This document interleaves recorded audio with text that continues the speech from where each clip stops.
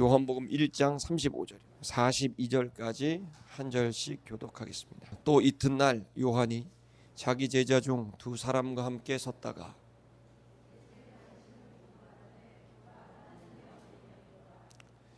두 제자가 그의 말을 듣고 예수를 쫓거늘 무엇을 구하느냐 가로되 랍비여 어디 계시오니까 하니 랍비는 번역하면 선생이라. 예수께서 가라사대 와 보라. 그러므로 저희가 가서 계신 데를 보고 그날 함께 거하니 때가 제10시쯤 되었더라. 예수를 쫓는 두 사람 중에 하나는 시몬 베드로의 형제 안드레라. 그가 먼저 자기 형제 시몬을 찾아 말하되 우리가 메시아를 만났다 하고, 메시아는 번역하면 그리스도라. 오니 예수께서 보시고 가라사대 내가 요한의 아들 시몬이니 장차 게바라 하리라 하시니라. 게바는 번역하면 베드로라. 우리 옆에 분 보면서 좀 인사할까요? 힘내십시오. 주님이 함께 하십니다.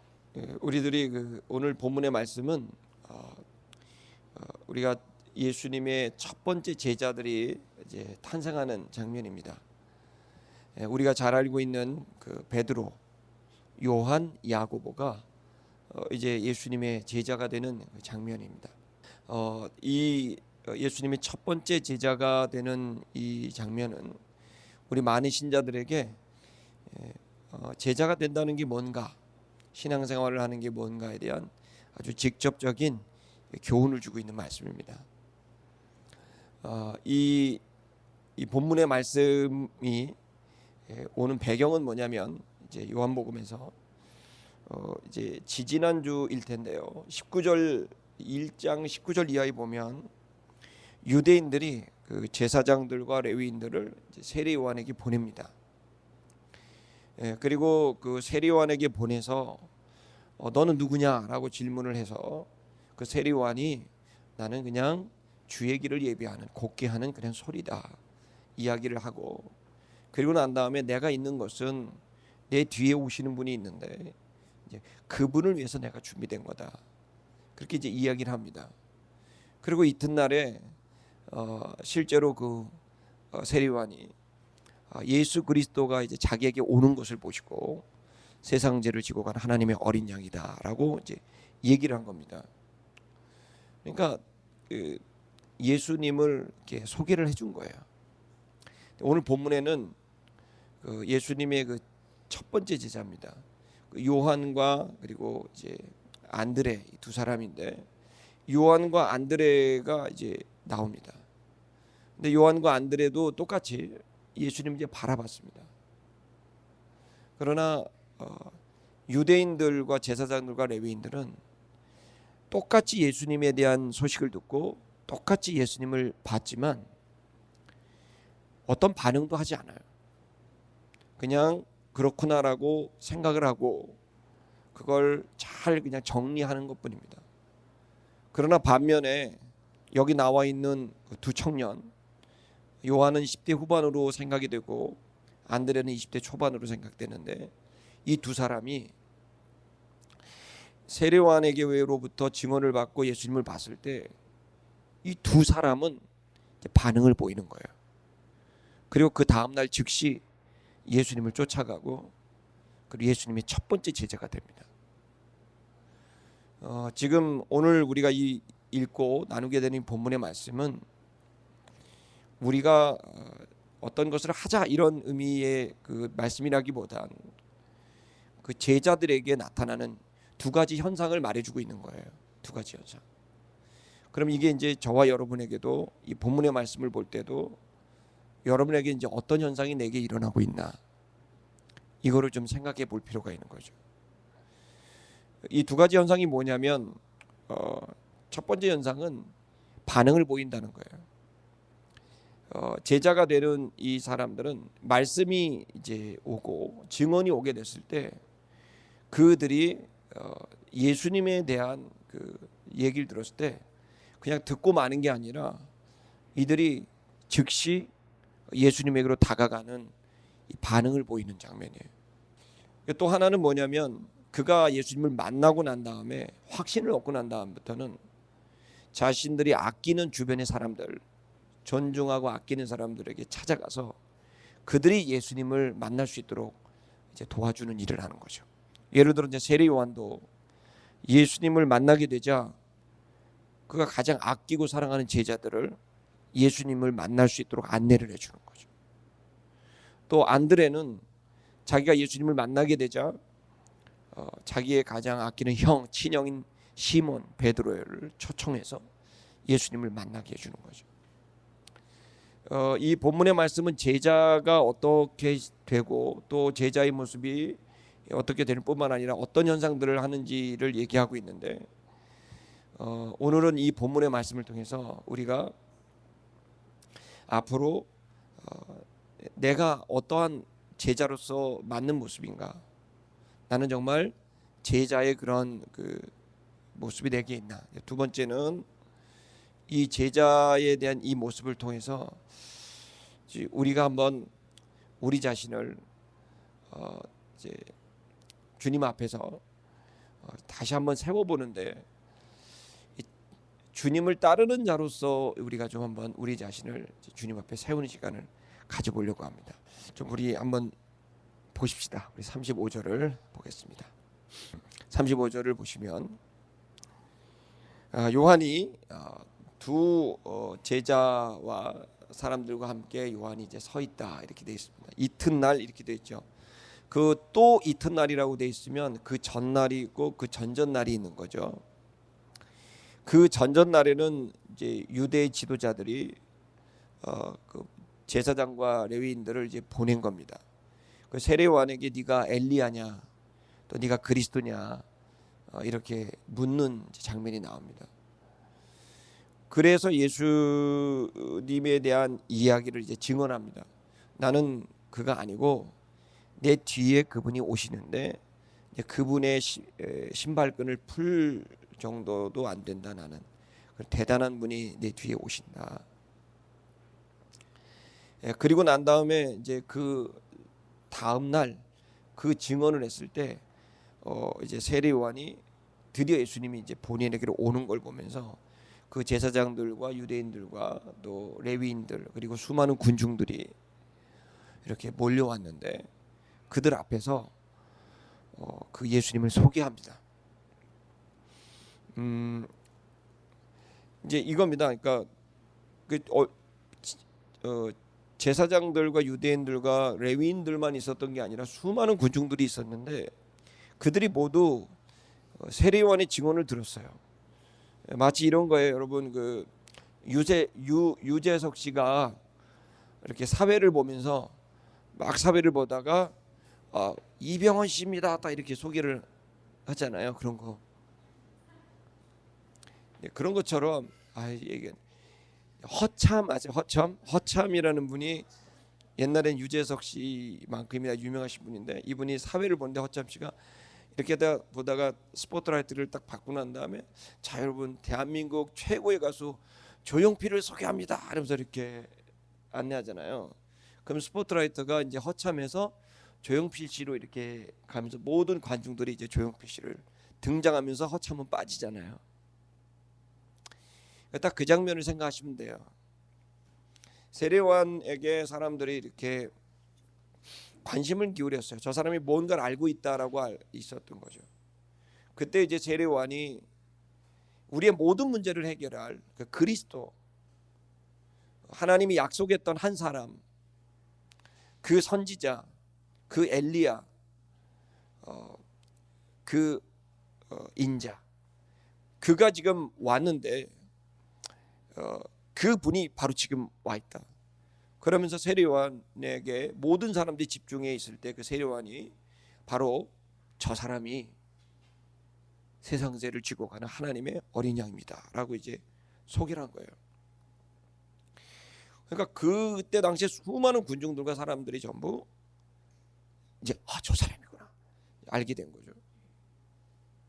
근데 이 세례 요한이 그렇게 소개를 했고 그러면서 사람들이 막 얼마나 뜨겁게 얘기를 했습니다. 근데 그 다음 날이에요, 이 본문이.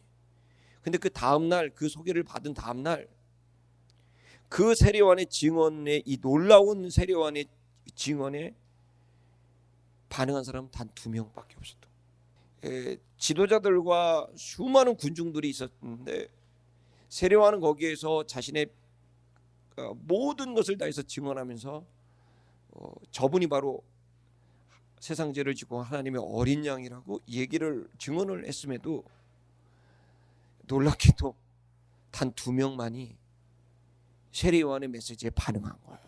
아름다운 교성도 여러분, 지금 우리가 지금 이제 제자에 대한 얘기를 합니다. 그러니까 우리는 예수에 대한 그 내용을 보고 동시에 제자에 대한 내용을 봅니다.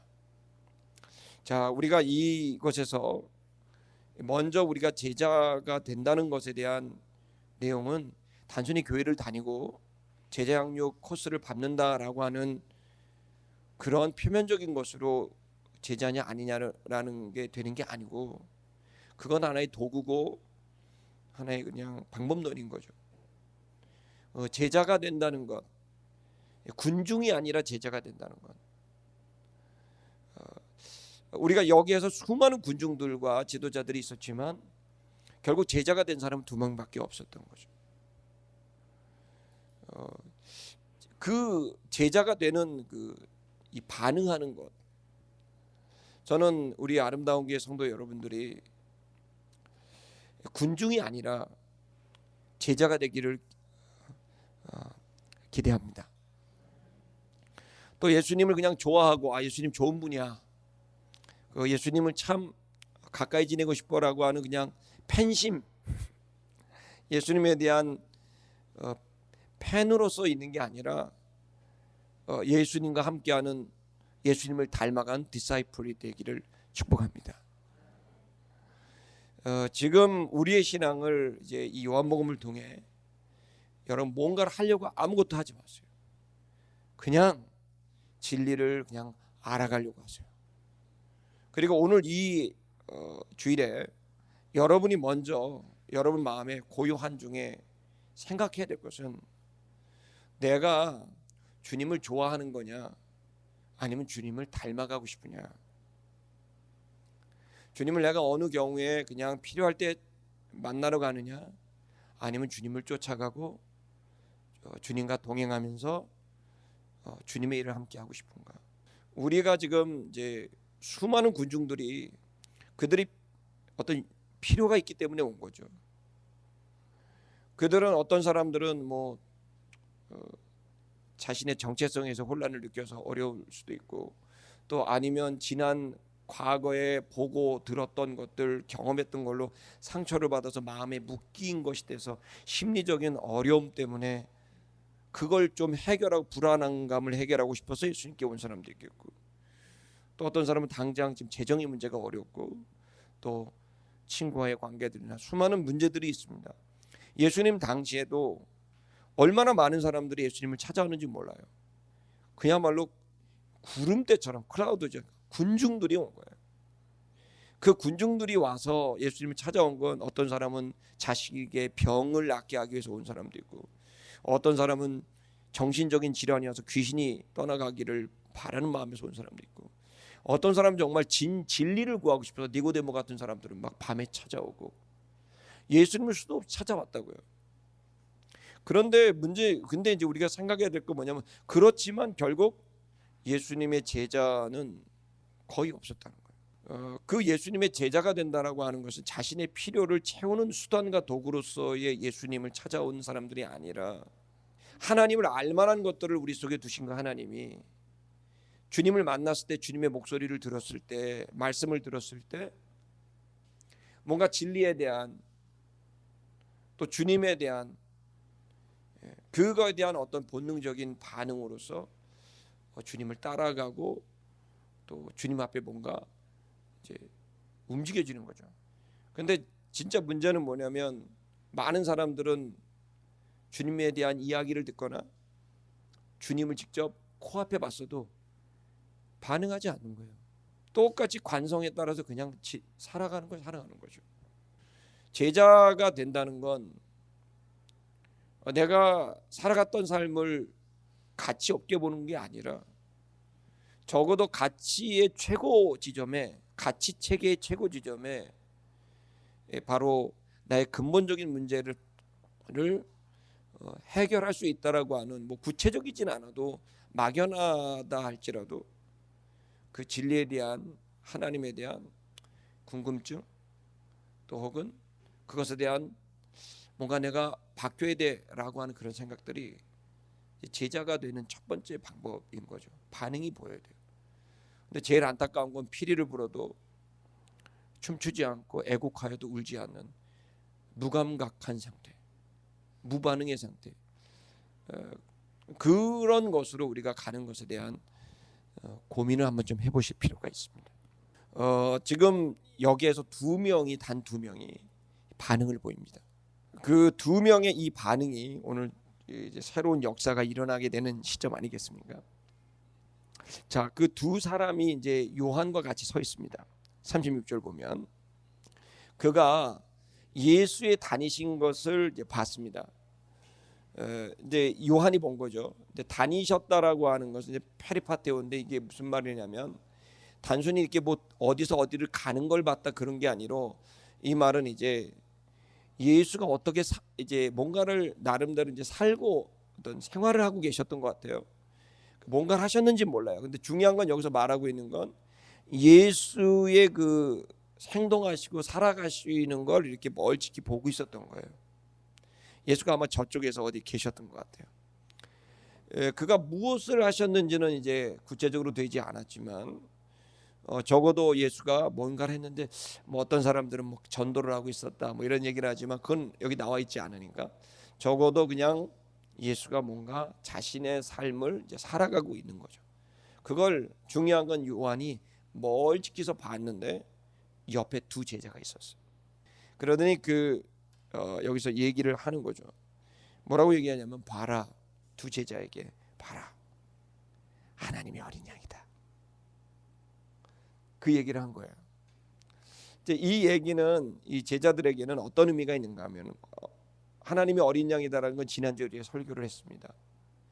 그건 온 인류, 그러니까 이스라엘의 문제, 또 개인의 문제, 뭐 말하자면 뭐 인간의 내면의 고민에서부터 심리의 문제에서부터 현실의 문제, 그다음에 살고 죽는 죽음의 문제, 그다음에 또 국가의 문제, 온 인류의 문제까지, 사실은 이 어린 양은 그 모든 문제의 근원인 하나님과의 관계가 단절된 상태를 다시 화목하게 만들어서 이 모든 문제의 근원을 제거해서 이제는 정상적인 것으로 회복하는, 이제 그 구원을 이루기 위한 그 하나의 역할, 펑션이죠. 기능을 어린 양의 희생을 통해 이제 하시는 거란 말이에요.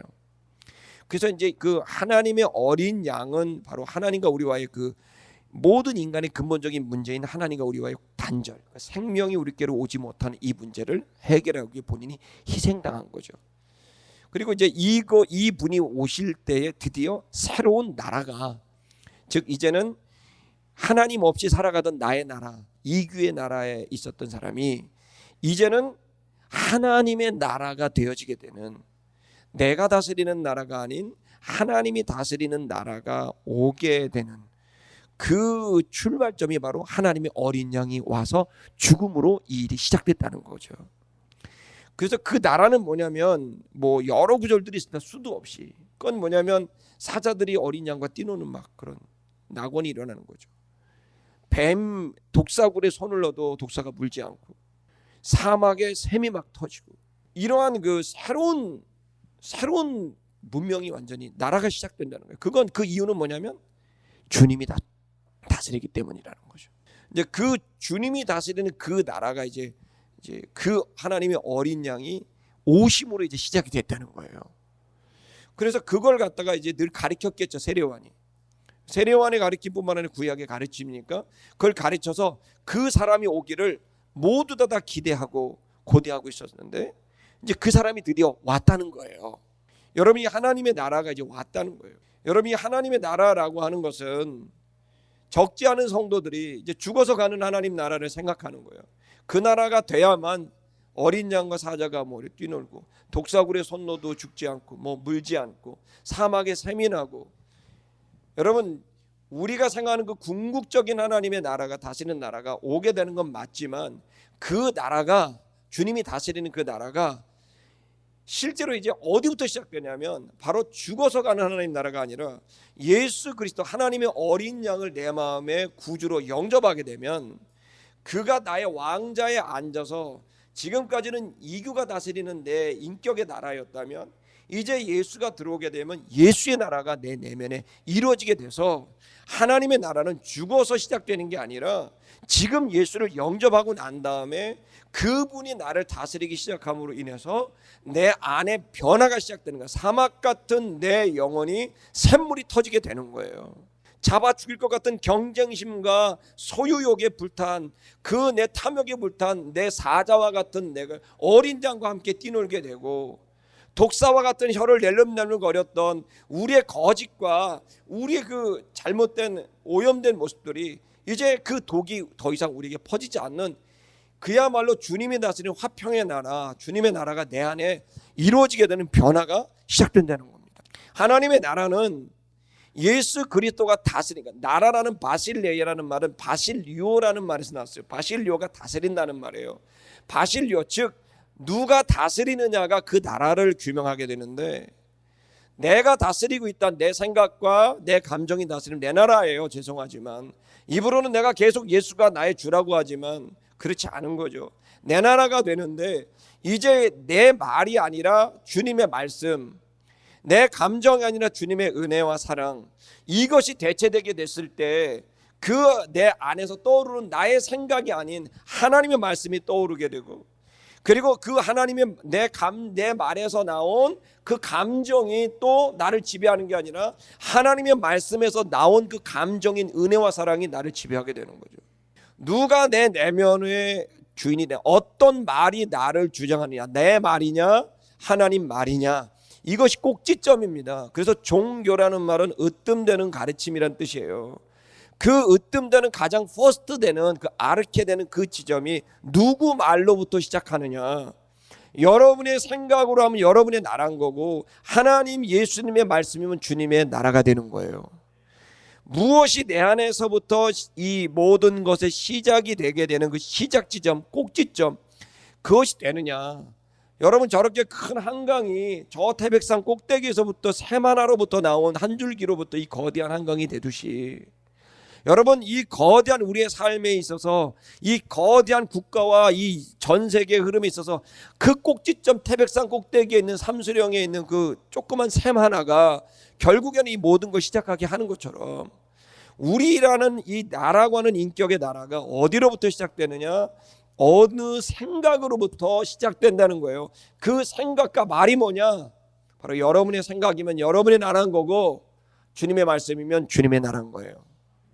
그러므로 여러분 주야로 그 말씀을 묵상하는 사람이 복이 있는 것이고 그 말씀이 나의 생각을 대체하고 그 나의 생각을 대체할 때 나의 감정도 대체하게 돼서 하나님의 진리가 하나님의 은혜를 만들어내게 되는 거죠. 그것으로 내 생각과 감정이 변화를 일으키게 되는 거예요. 그러니까 그 꼭지점이 뭐냐면 바로 주의 말씀에 대한 반응인 거죠. 뭐를 여러분에게 심어넣게 되겠느냐라고 하는 것입니다. 어떻든 본문의 말씀에서 하나님의 어린 양이라고 하는 이 얘기는 뭐냐면 이제부터 새로운 시대가 도래했다는 겁니다. 이제부터 새로운 시대가 도래해서 그분으로 인하여 하나님의 나라가 이제 시작되게 된다는 얘기를 하고 있는 것이고 그리고 이제 그분이 바로 저기에 계시다라고 하는 아주 감격적인 말하면 전율할 수밖에 없는 그 이야기를 이제 나누게 된 겁니다. 자, 그렇게 됐을 때, 즉 다시 말하면 육신으로만 살던 사람들에게 드디어 그 육신 안에 뭐가 들어간다고요?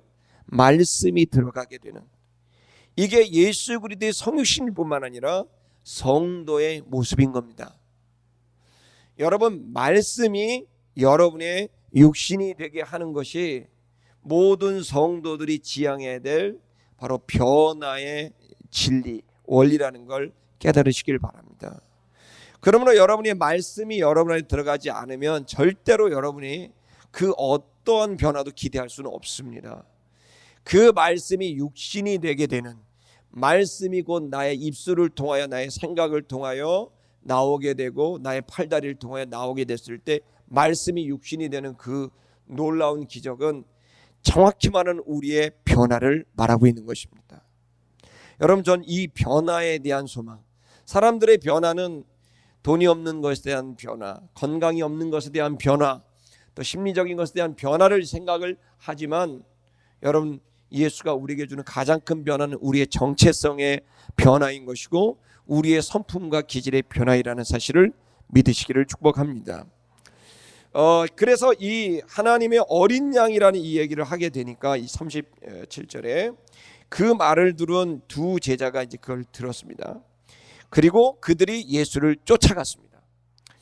여러분, 좀 설명이 필요한데 세례요한이 하나님의 어린 양이로다라고 설명을 하면 세례요한이 가라 마라 얘기를 안 했어요. 이 얘기는 제자들이 이미 세례요한에게 이제 교육을 받은 거죠. 그 교육을 받고는 바로 나는 뒤에 오는 하나님의 어린 양을 준비하는 자이지 진짜 본체는 이제 하나님의 어린 양이 본체다라는 얘기를 하고 있는 거죠. 근데 그걸 이제 알고 나서는 어떻게 돼요? 제자들은 드디어 그 사람이 왔으니 내가 어떻게 반응해야 되는지를 이제 얘기하고 있는 거죠. 그리고 제자들에게 드디어 너희가 하산해라 이런 말인 것처럼 제자들이 이제 그 다음 단계로 가게 되는데 예수에게로 이제 안내하는 거죠. 이 지점에서 여러분 우리가 생각해야 될 거는 뭐냐면 우리가 이제 제자로서 우리가 하나님 앞에 씁니다. 근데 여러분은 지금 누군가를 쫓아가는 사람들도 많지만 이미 여러분 중에 몇몇 사람들은 다른 사람들이 여러분을 쫓아오는 선생님 같은 사람들이 있는 거죠.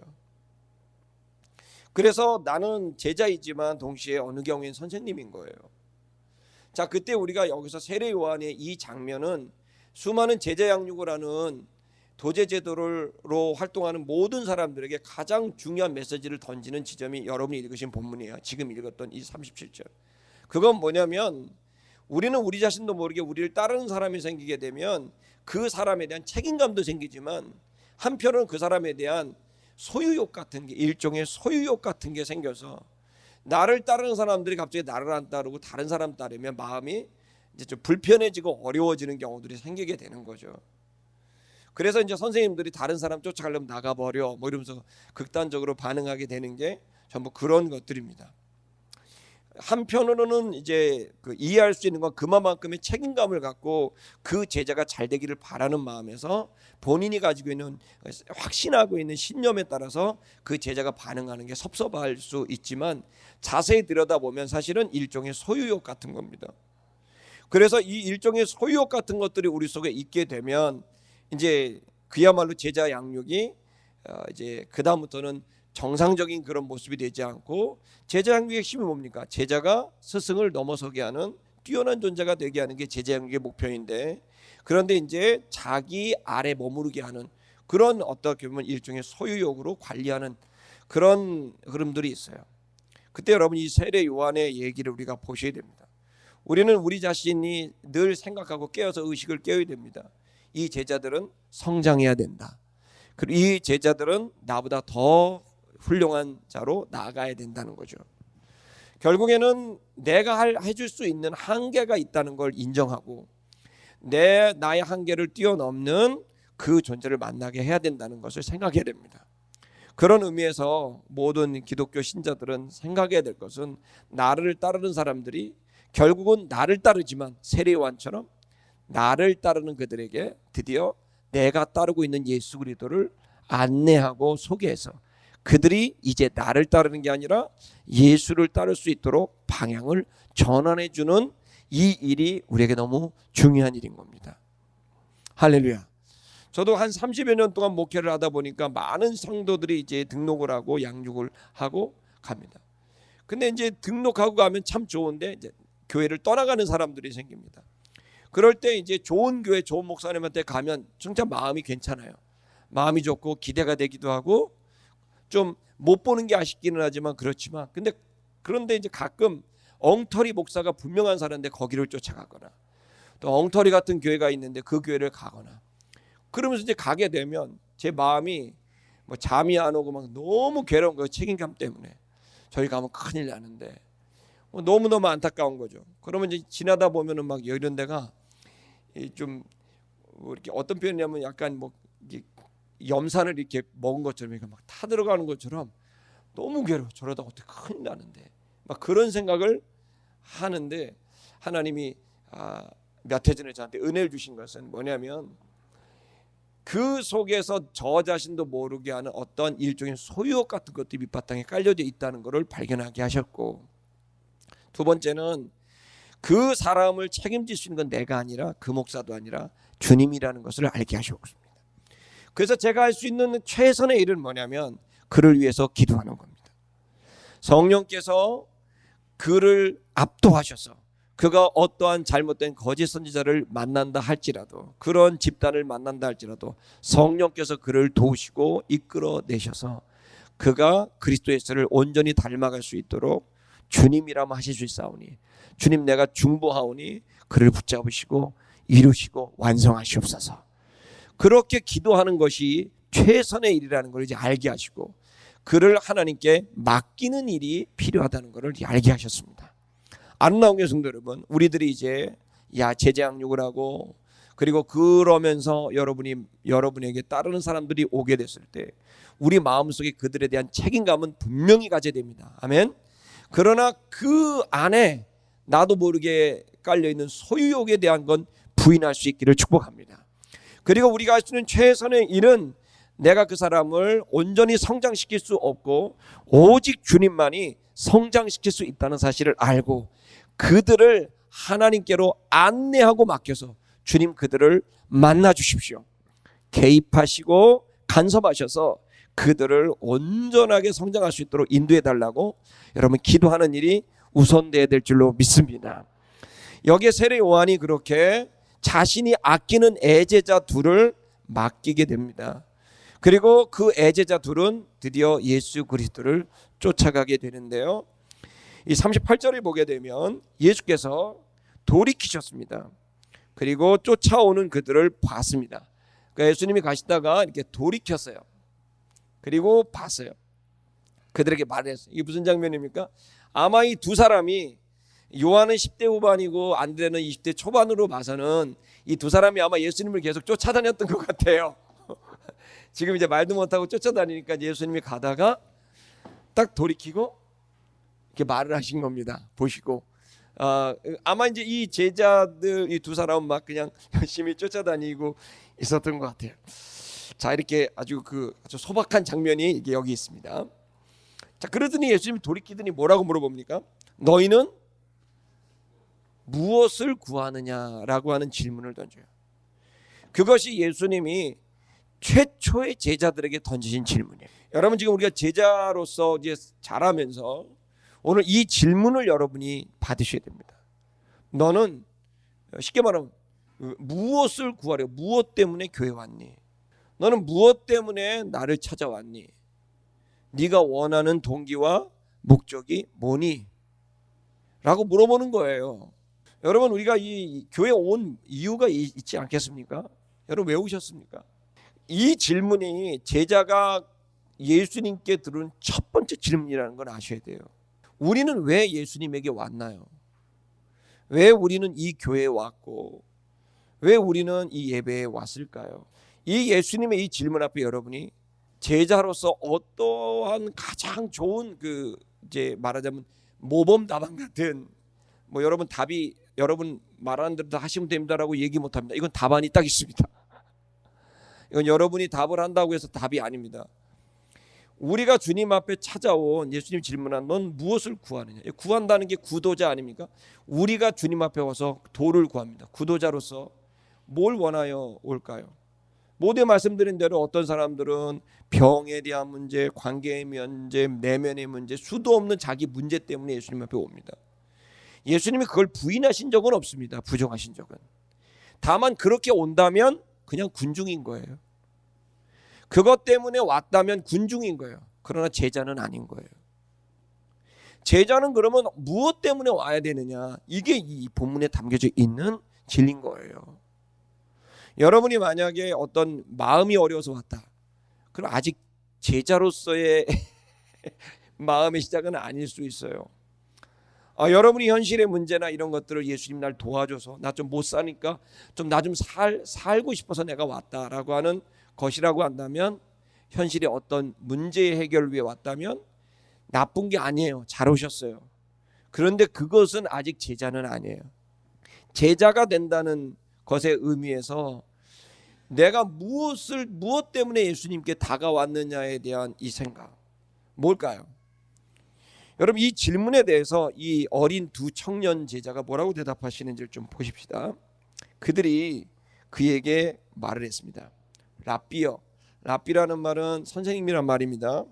근데 여기서 우리가 한국에서 말하는 선생님 하는 그런 가벼운 정도 의미가 아니에요. 여기서 말하는 랍비는 나의 문제를 해결할 수 있고 어떤 아주 질 높은 지식을 갖고 있고 그만큼의 삶을 살고 있는 아주 절대적인 존재를 말할 때 랍비라고 부르는 겁니다. 이 랍비요, 번역하면 뭐라 그러냐면, 무엇을 구하러 왔느냐 그러면 뭐 얘기를 해야 되는데 거기 뭐라 하냐면 어디에서 살고 계십니까? 이게 답이야. 어디에 계십니까? 라는 거예요. 아니, 왜 이걸 어디에 계십니까를 물어볼까요? 그냥 이 제자들은 예수님이 궁금했던 거예요. 예수님과 함께 교제하고 싶었던 거예요. 그냥 예수를 알고 싶었던 거예요. 예수에게 원하는 건 돈도 아니고 권력도 아니고 건강도 아니고 문제 해결도 아니라 예수님 그분에 대한 궁금증이에요. 그래서 어디 계십니까? 라는 얘기면 내가 거기로 가서 교제하고 싶습니다. 요한과 안드레가 원했던 건, 예수님께 왔던 건 그냥 그분이 메시아인지 궁금했고, 그리고 그분에 대한 어떠한 것들을 알고 싶었어요. 교제하고 싶었던 거예요. 이게 그들이 예수님께 왔던 이유예요. 바로 이것이야말로 그들이 반응하게 했었던 이유였고, 이것이야말로 그들이 참된 제자가 될 수 있었던 자격이었죠. 실제로 안드레라는 말은 남자답다라는 말이고, 요한은 보아너기라 그래서 성격이 불같았어요. 무슨 말이냐면 요한과 안드레는 인격적으로 굉장히 문제가 많은 사람이 분명해요. 그럼에도 불구하고 이들이 첫 번째 제자가 될 수 있었던 이유는 뭐냐면, 그들이 갖고 있던 가치가 하나 있었는데, 그게 뭐냐면 예수님 자체, 하나님 자체에 대한 궁금증, 의문점이에요. 알고 싶었던 거예요. 그냥 주님이. 지금 여러분이 이 자리에 오셔서 우리가 이제 교회에 오시는 이유들은 다양한 이유가 있을 줄 압니다. 하지만 여러분들이 어떤 이유든 다 괜찮습니다. 온 건 잘한 겁니다. 할렐루야. 억지로 끌려왔던, 부인 때문에 어쩔 수 없이 졸고 싶었는데 막 가자 그래갖고 끌려왔던, 엄마 때문에 왔던, 온 건 잘한 겁니다. 그러나 제가 오늘 여기 요한복음에 얘기하고 있는 거는 잘하신 거지만, 그거보다도 더 중요한 우리의 그 영혼의 건강성, 우리 영혼의 진정한 제자가 되는, 하나님의 아들이 되는, 자녀가 되는 그 내면의 가치를 얘기하는 거예요. 그 가치가 뭐냐면 하나님에 대한 궁금증이에요. 하나님에 대한, 그분에 대한 신뢰, 그분에 대한 사랑, 즉 어떠한 주고받는 비즈니스적인 게 아니에요. 그냥 그분이 좋은 거고, 그분이 궁금한 거고, 그분을 알고 싶고, 한마디로 만나고 싶은 거예요. 이것이 제자가 되는 첫 번째 마음이에요. 그냥 하나님이 보고 싶은 거죠. 여러분이 지금 이 얘기를 여러분에게 죄책감을 주거나 정죄감을 주거나 하는 게 아니라, 자, 여러분, 우리가 지금 근본적 동기예요. 본질적 동기예요. 그 본질적 근본적 동기는 그냥 하나님이 궁금하고 하나님이 보고 싶고 하나님을 알고 싶은 거라는 거예요. 이것이 우리 안에 있느냐에 대한 문제가 여러분이 한번 오늘 이 주일에 생각해 보셔야 돼요. 그게 아니면 여러분들은 절대로 성장하기가 어려워요. 늘 계속 나의 필요를 따라서 도구로서의 주님을 찾거든요. 그 도구로서의 주님을 찾으면 어느 정도 삶이 괜찮아지면 하나님 절대 안 찾아요. 그리고 자기의 나라를 계속 만들어 가요. 여전히 자기의 나라지 주님의 나라는 아니니 실제로 체질과 존재의 변화는 일어나지 않아요. 죄송한데 어려움이 오면 그 어려움 앞에 여전히 흔들리고 평온이나 기쁨은 없어요. 진짜 변화를 맛보지 못하고 계속 수많은 종교와 다를 바가 없는 내 필요들을 채워주기 위해서 주님께 다가가기 때문에 진정한 제자로서의 성장은 더디 오는 거죠. 안 오는 건 아니고 되게 더디 오는 거죠. 가장 힘든 건 본인이죠.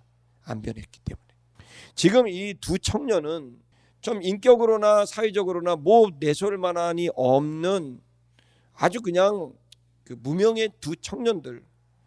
이 두 청년들에게 있었던 이 마음은 예수의 첫 번째 제자가 될 만큼 충분한 자격이 됐다는 거예요. 이 시간 여러분과 제 마음에 주님에 대한 이 본질적 동기가 주님 자체에 있는지 아니면 내 필요에 있는지 이 부분을 놓고 한번 성령님과 여러분 한번 씨름하시고 여러분과 저에게 그 순전한 마음이 부어지기를 기도하시면 되고 그 마음이 있으신 분들은 그냥 주님께 나아갈 수 있게 되기를 축복합니다. 39절에 예수가 그들에게 어디 사시냐고 물어보니까 예수님이 한번 너희가 와라 그리고 봐라 이렇게 되어 있습니다. 볼 것이다.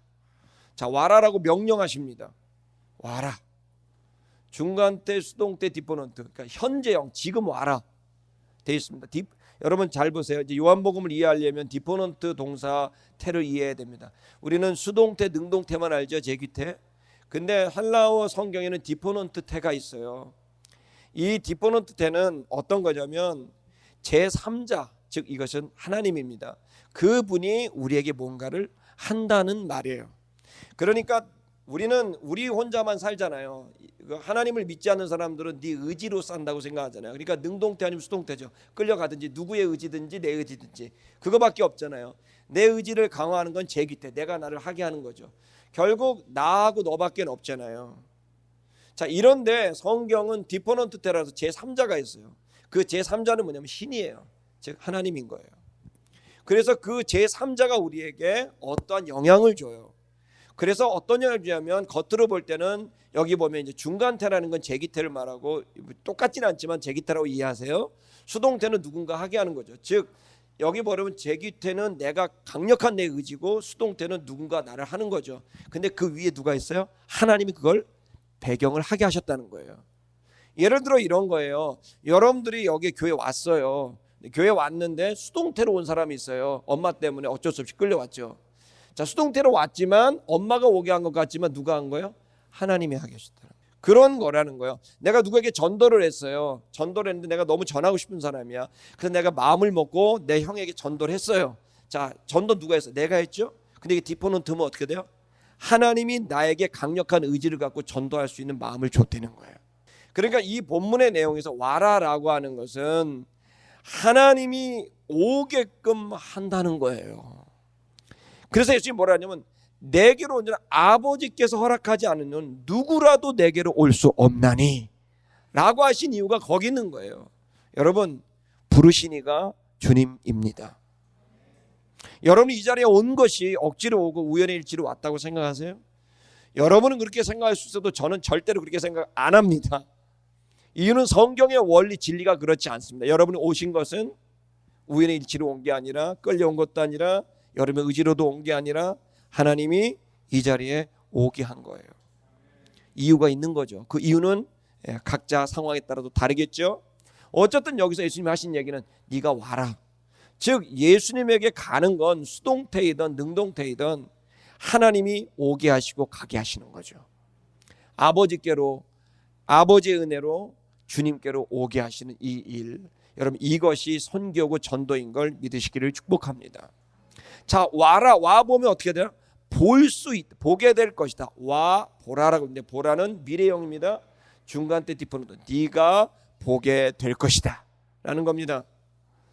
여러분 지금 우리들이 이 기도를 통해 왜 기도를 통해 해야 되는가 하면 이렇게 그 사람들이 오게 하고 그들이 볼 수 있고 체험할 수 있게 하는 일체의 일들은 하나님이 하시기 때문에 그런 거예요.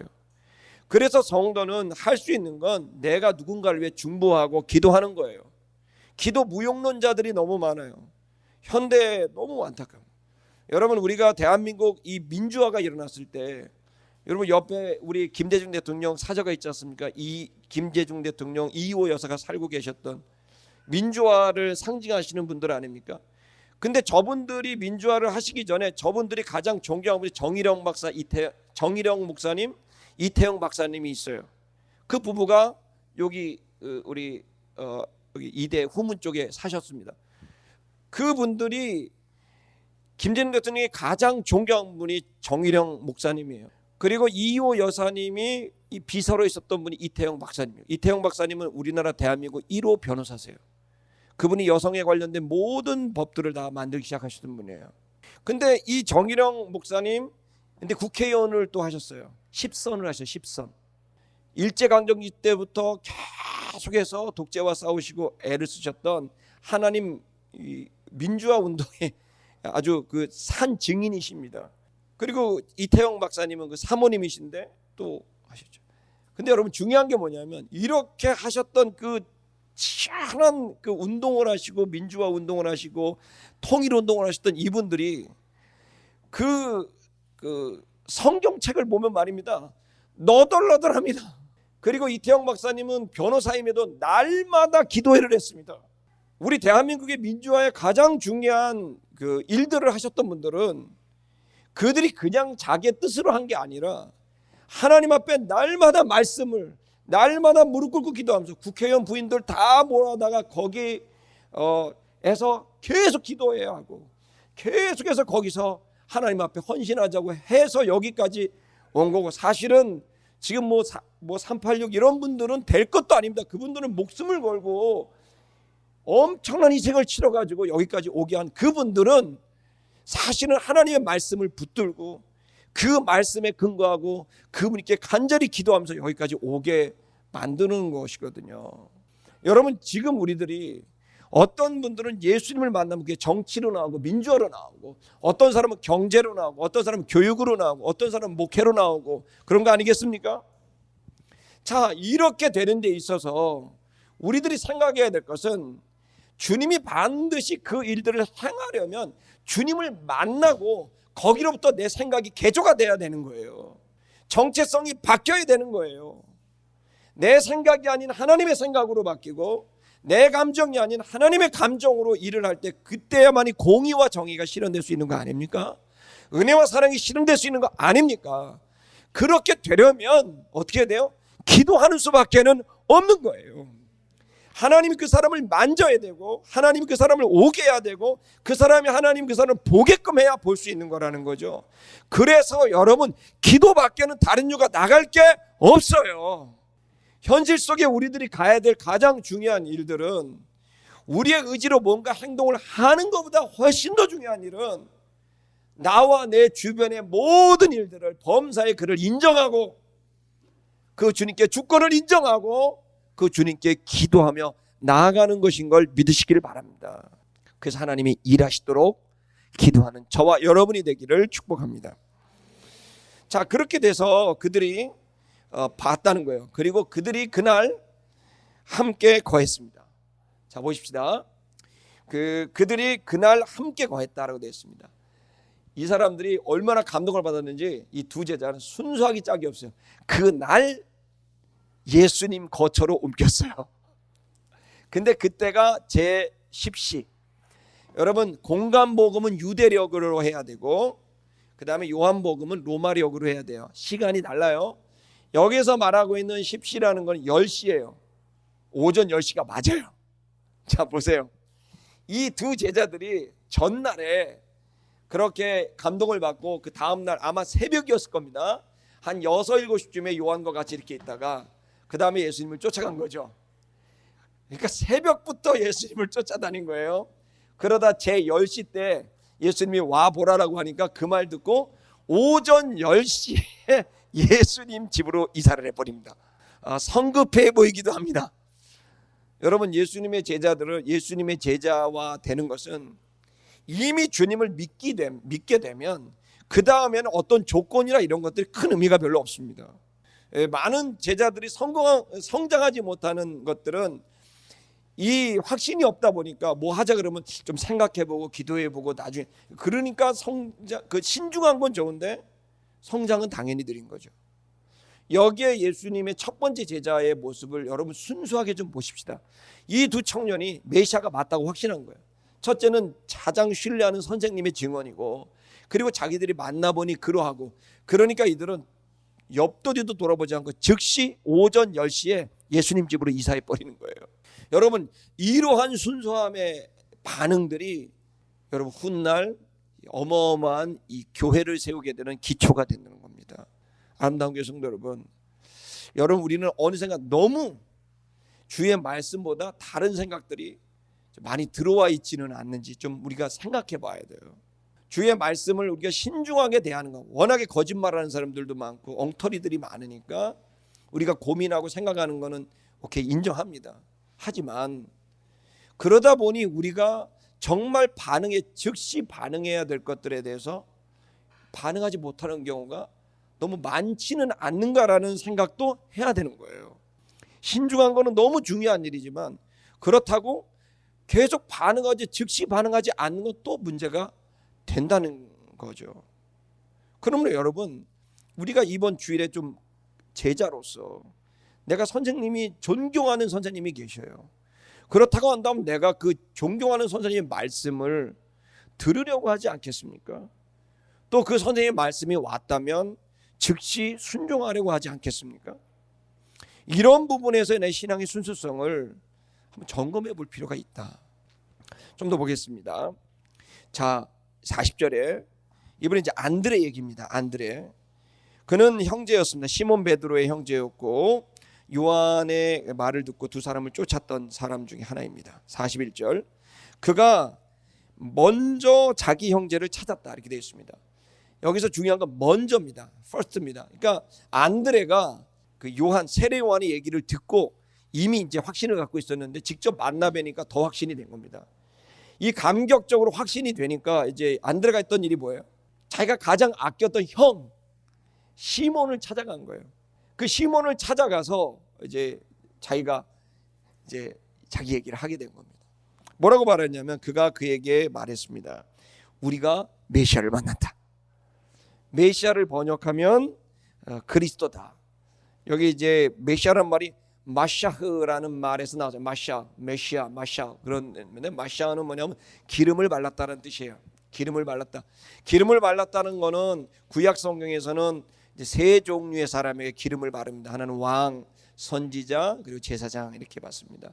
이건 이제 관용구인데요. 상징어인데 이건 어떤 거냐면 이 하나님과의 우리와의 관계 이 문제를 해결하기 위해서 그 책임을 갖고 이 문제를 해결하는 주체가 뭐냐면 그리스도라는 거예요.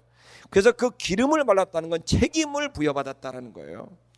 그래서 이 개인의 문제 또 가족과 공동체, 민족의 이 모든 문제의 근원은 하나님으로부터 우리가 단절되어 있고 끊어져 있는 상태라는 거죠.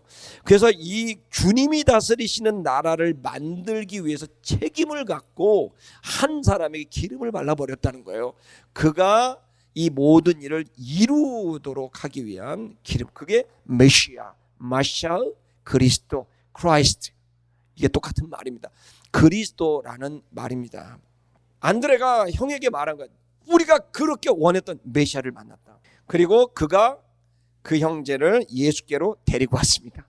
끌고 왔습니다. 그랬더니 예수께서 그를 보셨습니다. 그러더니 네가 시몬이니 요한의 아들 시몬이구나 얘기를 했습니다. 그리고 마지막에 뭐라 하냐면 네가 장차 게바가 될 것이다. 게바는 베드로라 번역하면 이렇게 되어 있습니다.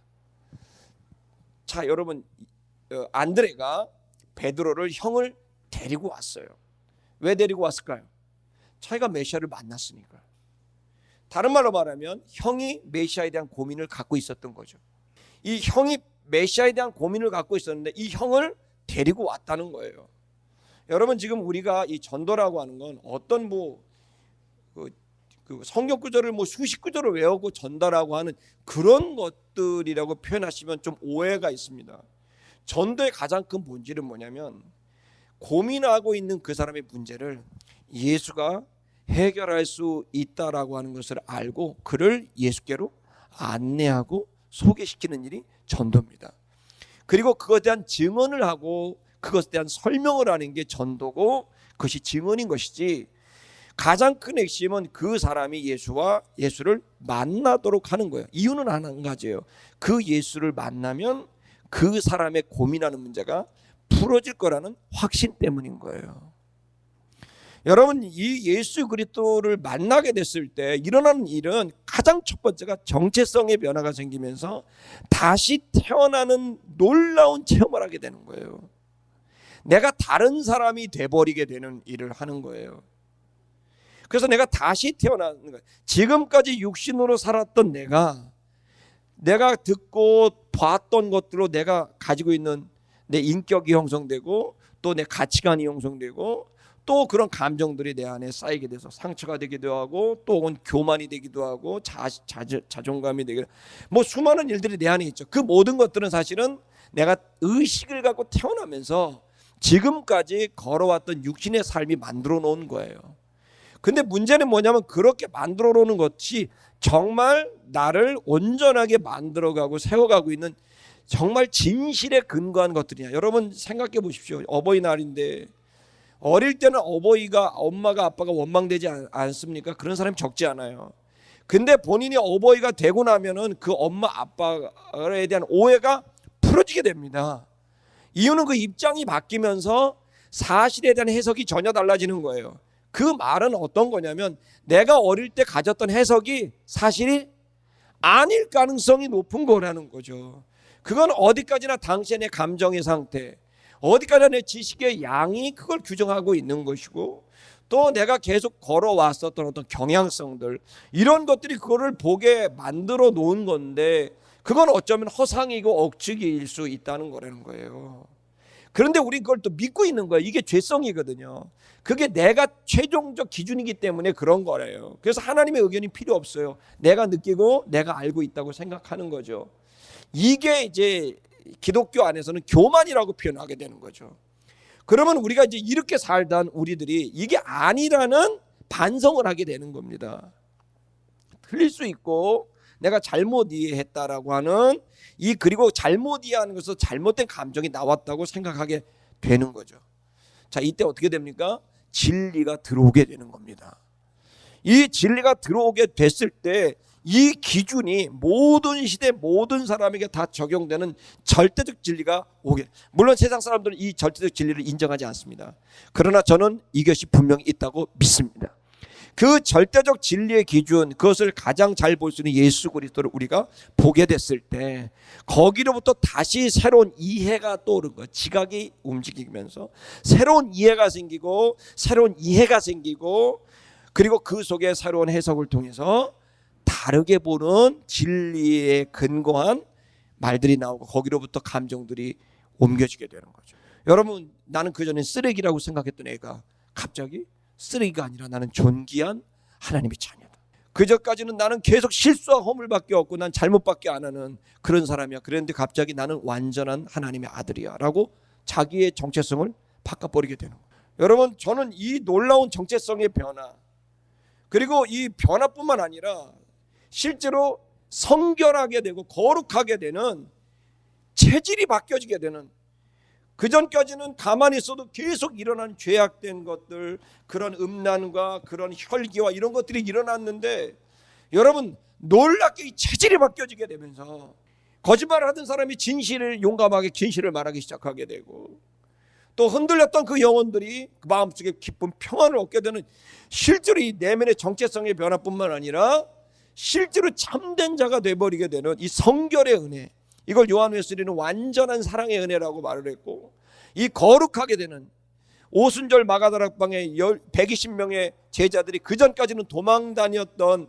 그런 두려워하던 그런 자들이 성령의 세례를 받고 난 다음에 놀랍게 변화가 되듯이 그러한 하나님의 은혜를 경험하게 돼서 실제로 이제는 의지로서뿐만 아니라 이젠 체질 자체가 바뀌어지게 되는 놀라운 은혜를 경험하게 된다는 거예요.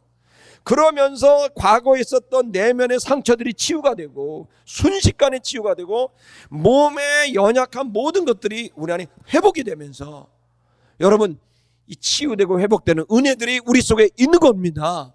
그가 예수 그리스도를 통해 우리가 얻게 되는 일입니다. 그리고 마지막에는 이 모든 일에 완전히 하나님이 완성하시고 이루실 것이라는, 주님이 오셔서 이걸 이룰 거라는 그런 기대와 소망으로 가슴이 부풀어 갖고 말이죠.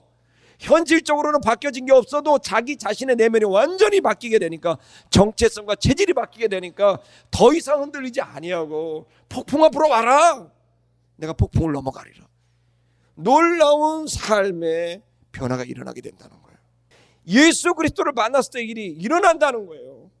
실제로 최근에도 자살을 몇 번이나 시도했던 어떤 자매, 아버지가 계속 폭력을 하고 밥 먹다 접시를 던지고 앞에서 와장창 깨지고 엄마를 폭력하고 폭언을 일삼고, 밤에도 엄마가 아빠를 피해서 2시 3시에 그냥 맨발로 도망 나가고, 그러면서 자라고 나니까 마음속에 남자에 대한 기대가 없는 거예요.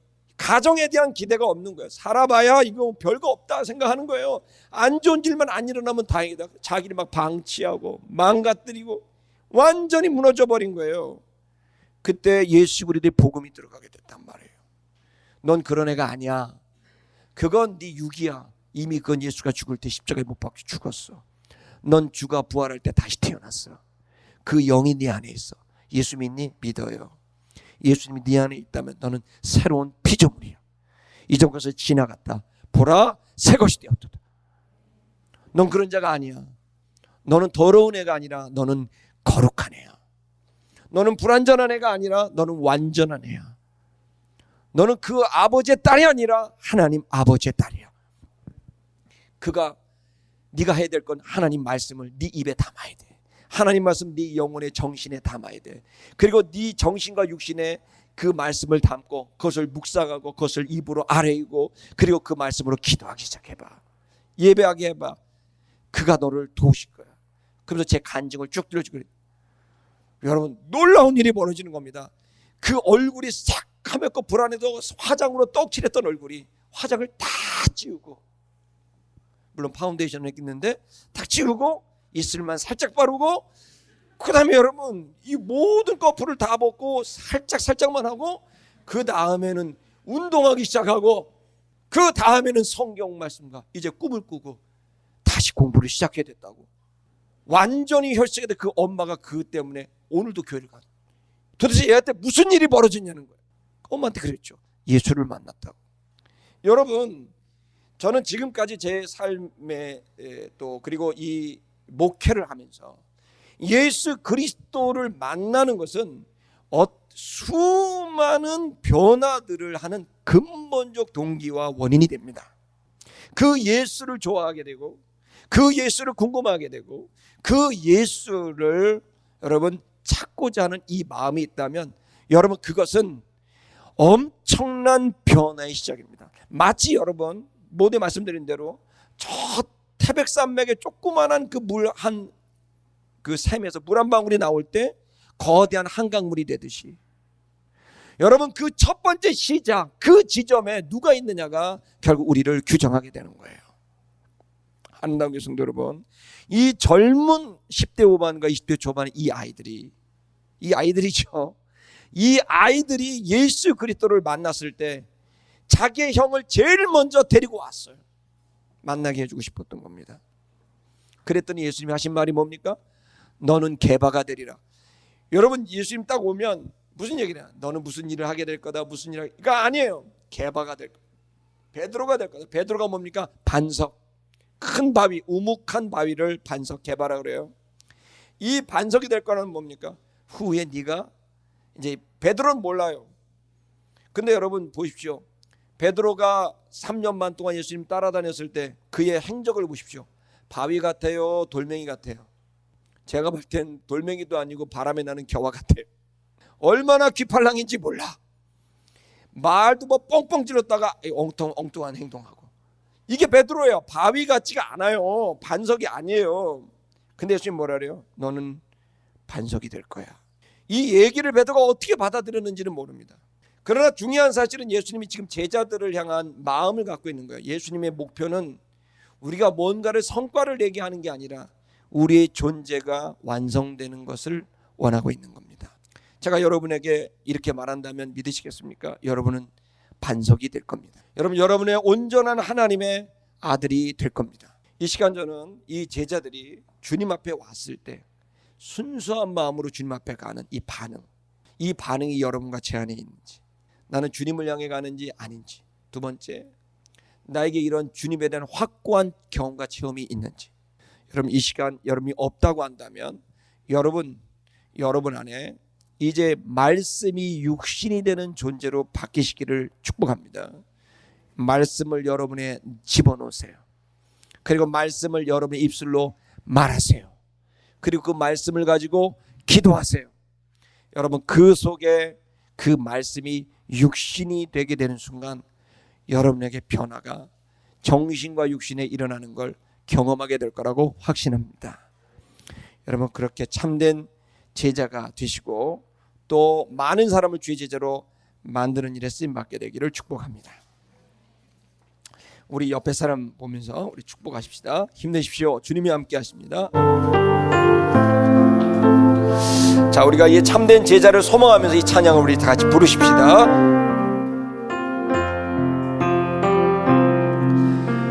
이 세상을 살아가는 동안에 나의 힘을 의지할 수 없으니 기도하고 낙심하지 말 것은 주께서 참 소망이 되심이라.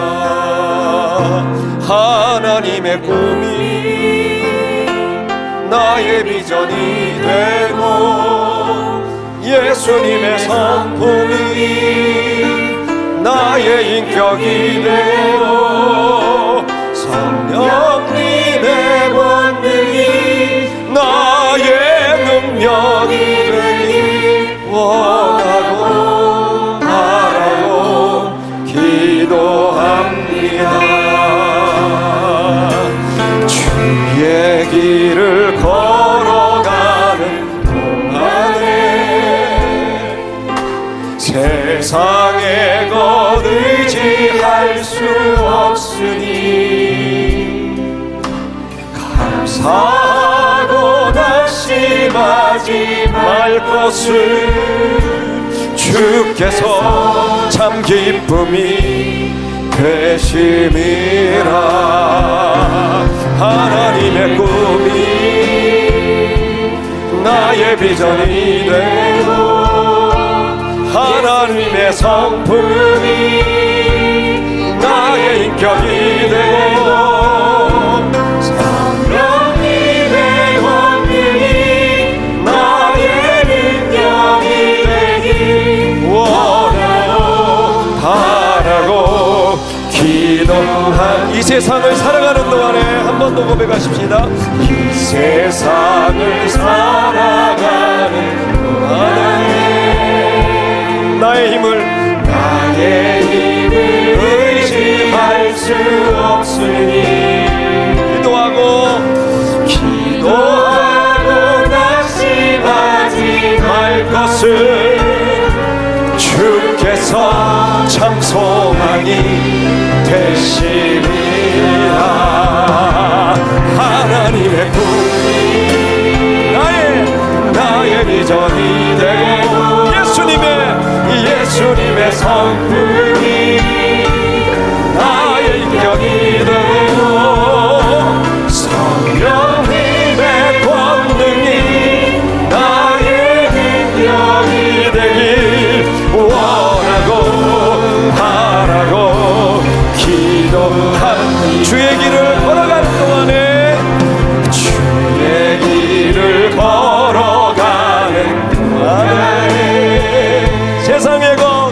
세상의 것 의지할 수 없으니 감사하고 낙심하지 말 것은 주께서 참 소망이 되시라. 하나님의 숨이 나의 비전이 되고 예수님의 예수님의 성품이 나의 인격이 되고 성령님의 권능이 나의 능력이 되길 원하고 바라요 기도. 하나님의 꿈이 나의 비전이 되고 예수님의 성품이 나의 인격이 되고 성령님의 권능이 나의 능력이 되길 원하고 바라고 기도합니다.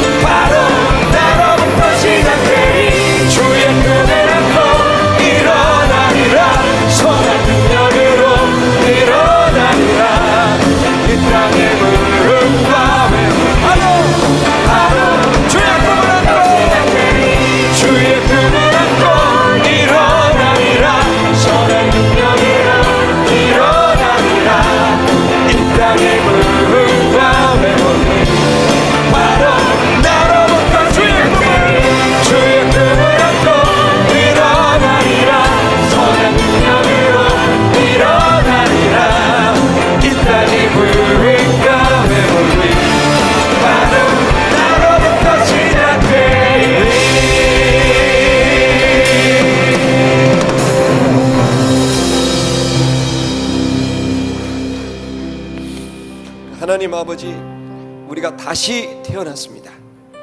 성령의 은혜로 우리는 참된 신자가 됐습니다. 주님의 치유의 권능으로 채찍이 맞음으로 우리의 모든 상처와 아픔들은 치유됐습니다. 그리고 주님은 오셔서 이 모든 일을 완성하실 것입니다. 할렐루야. 이 모든 일은 주님께서 하시는 일이시오니 당연히 이루어질 것을 믿습니다. 내가 할 수 있는 것은 믿고 감사하며 그 말씀을 믿음으로 선포하며 그 말씀에 선포된 것으로 기도하며 살아가는 일인 줄 믿습니다. 주여 우리에게 안드레 요한 같은 순수한 믿음을 주신 줄 믿습니다.